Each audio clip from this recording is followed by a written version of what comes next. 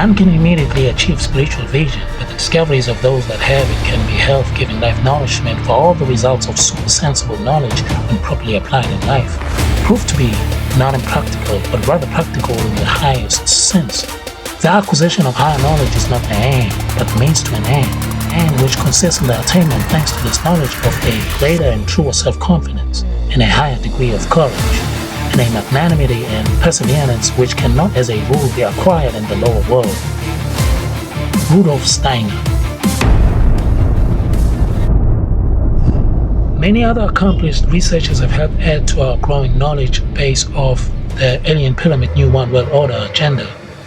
Individuals including Mary Rodwell, John Mack, John Carpenter, Bill Baldwin, and Barbara Lamb. Of special note are the works of Dr. Roger Lear, who has pioneered research into the shocking phenomenon of alien implants, and Barbara Bethelick, whose protégés included Carla Turner, Eve Logan, and James Bartley, who actually wrote the following about Barbara Bethelick. Barbara quickly realized that energy harvesting was a key component of the alien abduction syndrome.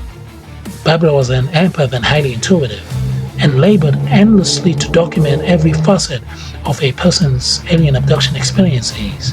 She knew that the negative aliens manipulated the energy centers and emotions of the alien abductees in order to nourish and empower themselves at the expense of the alien abductees.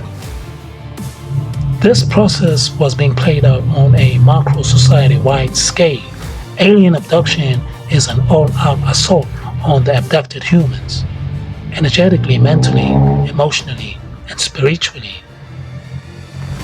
So proof is steadily mounting that there are ETs among us, but are they benevolent?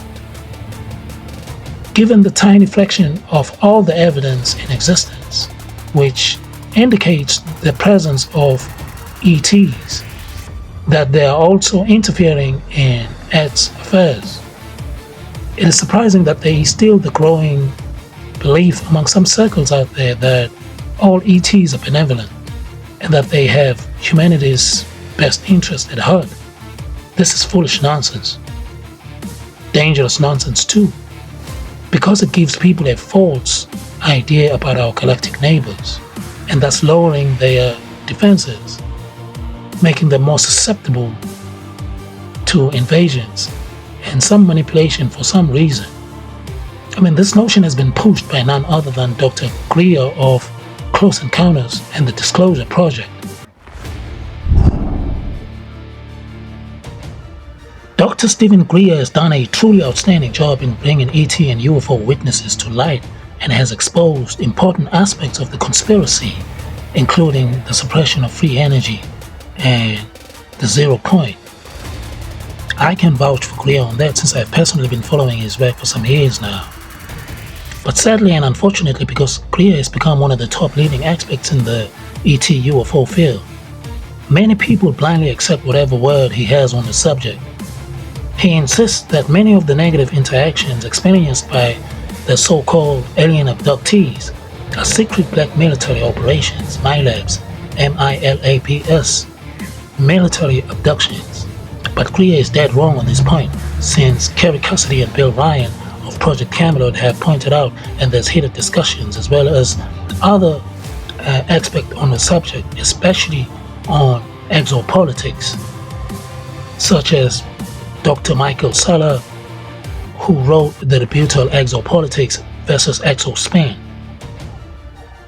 Many have theorized that it is because of Dr. Greer's connection with Lawrence Rockefeller of the infamous Rockefeller family, one of the two main New World Order families, along with the Rothschild. Many have exposed the alien connection to world events, but David Icke has been the most consistent and comprehensive in the many, and in his books he wrote about the reptilian theme, which has inextricably intertwined with the New World Order. A. The Biggest Secret, which came out in 1999. B. The Children of the Matrix in 2001. C. The Perception Deception, Part 1 and Part 2, which came out in 2013. in particular contain a monumental dot connecting an information which shows that at the apex of the New World Order pyramid are non-human entities, specifically the connection between hostile ETs like so many reptilians, draconians, certain humans of certain bloodlines, frequencies, vibrations, is made through black magic of satanic rituals, of blood, sex and sacrifice. These human leaders, whether royalty, politicians, business chiefs or military heads, they are not running the show. They are simply giving over their souls to other forces, demonic possessions, in exchange for what they believe to be wealth, power and fame. In conclusion, open your mind up and think critically closely about the deeper and wider conspiracy. We are not out here alone, and never ever have been alone, as Bob Dean says. What makes some people think that the human species are the only ones with a higher intelligence or capable of rational thought? Those people most certainly and likely are not Atling humans.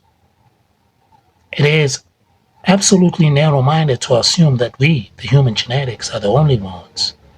And it is equally narrow-minded to assume that any ET motive or alien agenda would be neutral or beneficial to us down here on Earth.